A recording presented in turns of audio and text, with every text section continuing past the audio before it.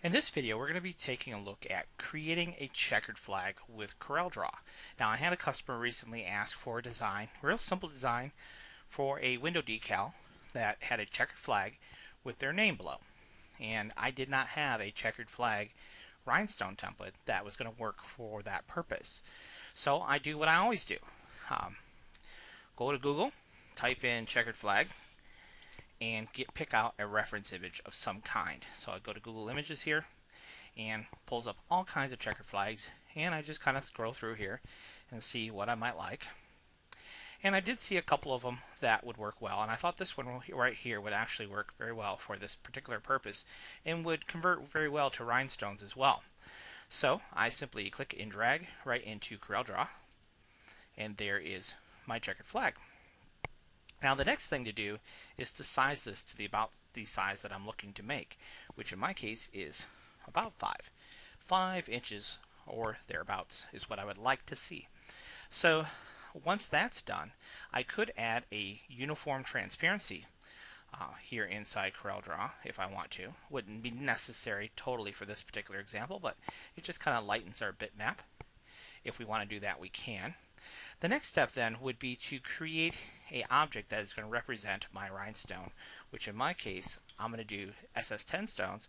So I'm going to do 0.13 or 3.3 millimeters is what I use for my rhinestone templates. So then I'm going to come in here and I'm just going to duplicate this 4 times. So left click, drag, right click, take both of these objects, left click, drag, right click.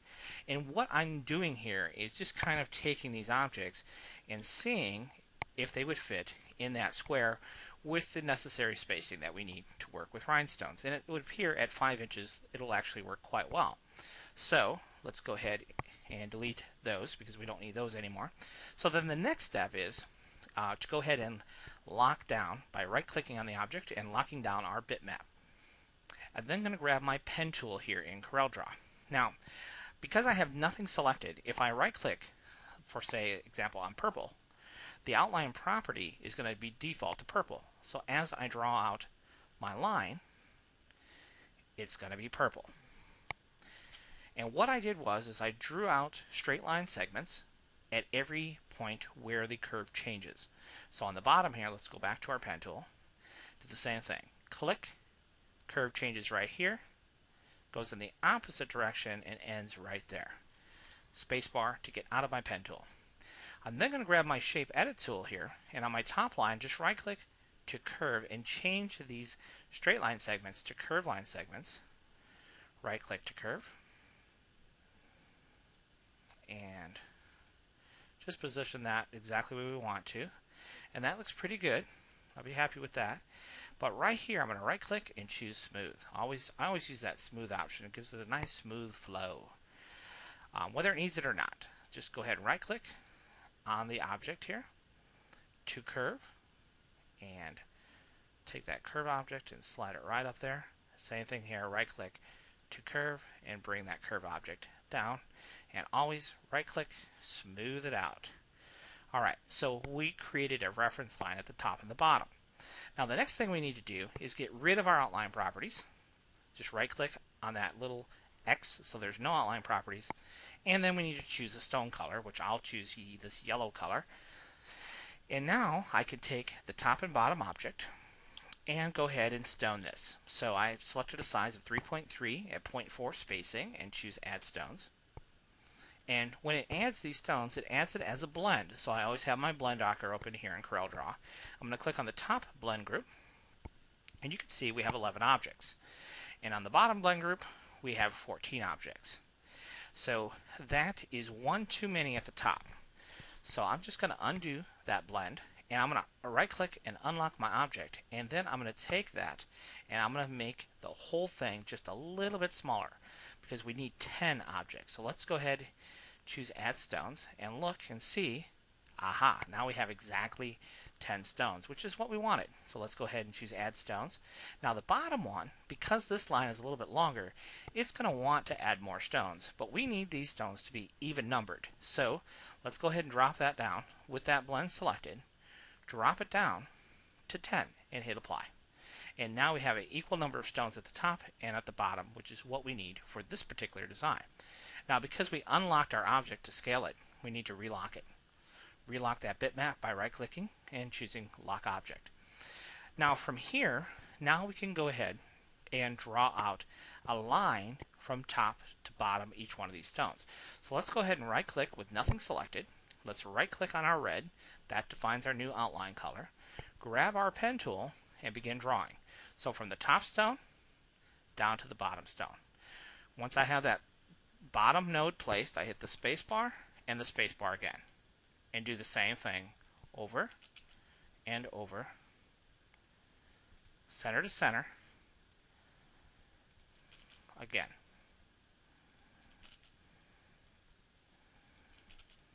For every stone. So really, really simple to do for this particular design. Oops, I gotta hit escape because I made a little bit of a mistake there. There we go. Okay. Perfect. So now we have all of our reference lines in place. So now this top object we can get rid of, as well as the bottom object. We don't need that anymore. So the next thing to do is stone one of these. Let's pick black.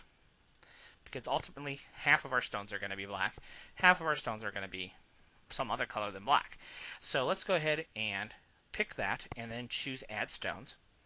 And it's going to, oops, let's see. Let's have nothing selected. Let me just undo that. Again, let's back out here. Nothing selected. If I hit black, we should get this dialog box that says, okay, every new default object will be black. And when I choose Add Stones, sure enough, we have black, but we have the red outline, which we don't want. So, no problem. We'll just right-click for no outline, and then we'll add stones again. Perfect. Now, how many stones do we have? Well, we have 8. And that may or may not work. We don't know if it will or won't. But the key thing for this checkered flag is we need an even number, whatever the even number is. Could be 8, could be 10, could be 6, whatever the case is.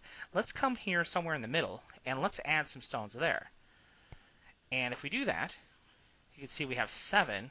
If I add a stone and hit apply, we still have decent spacing, enough spacing between these stones where it's going to be okay. So I'm going to back up a couple of objects, and I'm actually going to take all of these lines, all these reference lines, and choose the defined paths. And all that does is define those as paths. And the really cool thing is now we can hide or show our paths. Okay, so now we can go ahead and stone out all those paths. I'm going to select them all and choose the add stone function.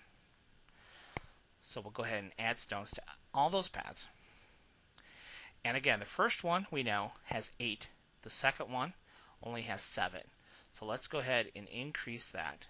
And we're going to have to do that all the way down the line. Double check each blend should have 8. Now we defined a spacing of 0.4, and so basically what it's saying is we can't have 0.4 spacing and 8 objects. That's why I only put 7 on there. But for our purpose, we're going to cheat just a little bit, and we're going to add an extra stone in there, so our spacing is going to be a little bit tighter than what we would typically like. But that's okay. For this example, we're going to fudge it just a little bit, because honestly I'd rather have a little bit tighter spacing than looser spacing. Now this last line here, if you look at that last line, it gets pretty tight here. In fact, it's almost touching. So we can come in here, let's go to wireframe mode, and we can edit that. So let's go to our shape edit tool. With this path, the nice thing about these stones being on this path is we can just drag the path, make that little bit of a change. See, so now we added a little bit more spacing between each one of those stones. Let's see if there's anything we can do up here at top to help ease the pain a little bit. There we go. And that's about as much as we're going to be able to tweak it. So let's look at the spacing between each stone. And if there's another line here, like this line right here, looks really, really tight. I don't know if we can fudge this a little bit. We probably can. Fudge a little bit down at the bottom. We could probably even fudge it just a pinch on the top without causing too much of a ruckus. But that's what you want to do. You want to look at each line here. This one here, pretty tight as well. So let's go ahead and select it. See if we can't fudge it a little bit. Both at the top and at the bottom. Get as much spacing in there as we want, as we need. And that looks pretty good. So let's go back to the enhance mode here. And that is basically what we need. So now we have a nice tight pattern of stones. We have enough spacing between these stones where it's going to cut out just fine. And now what we can do is we'll hide our paths because we don't need to look at our paths anymore. And then we can go ahead and come in here and we need to modify these. Right now, all these stones are combined. They're even combined to the path. So what we need to do is we need to uncombine those. So we're going to select all those and choose the break stone function. And now each stone is its own individual object. But we don't want to break the stones from the path until we're absolutely certain we're done editing the paths. Because once we break it apart, there's no way to add those stones back together again without restoning the path. Okay? So now, what we're going to do is we're going to come in here and we're going to select these first four items and give it a color. Just a light gray color is fine, or even a little bit darker gray, whatever you want, just some kind of contrasting color. I'm going to come over here to the Select and Replace tab and select one of those objects and choose Mark for Object. And then with that, I can then come in here and I'm going to skip 4 stones, select 4, and choose Apply. And you can see it took those 4 stones and applied that color. Okay, and so we're going to do that. Skip 4 stones and choose Apply Selection. And that's how it would work. So all the way through, we're going to skip 4 stones, grab 4, apply selection, skip 4 stones, apply selection, and same thing. So there's 4. So we'll skip 4 up top here. And you could select, if you really want to get brave, you can select, if you can kind of keep track of what you have selected and what you don't have selected, and select them in groups like that. So you don't have to just, select 4 and hit apply and so forth. But sometimes it's easier to keep track of what you have selected and haven't selected by just coming in here and just doing 4 at a time. That's usually what I do, just so I don't confuse myself. And when you get all done making that small little edit, then let's see here. Oops, see, I almost skipped. So we'll hit apply selection, skip 4 stones, apply selection. That takes care of that. Takes care of that, and here we go. Apply selection. Now here we've got, see, I actually made a mistake. I select the wrong group there. Sometimes it's easy to do, but now I think we have it all straight. So every other group on each line is obviously a different color. And what you ultimately stone these as, it doesn't really matter. It just matters that every other one is a different color, like a checkered flag would be. So with that done, then what we need to do is we need to draw out a line. I'm going to use these objects as kind of a guideline. We'll go ahead and make it red. And then I'm going to just drag this line out. And then we're going to grab our node edit tool and drag it down here. And as long as we're going to just create this flagpole here, there's that. And then we're going to kind of extend it. I like it a couple of stones taller than the flag itself. And then we'll come over here and define that as a path as well.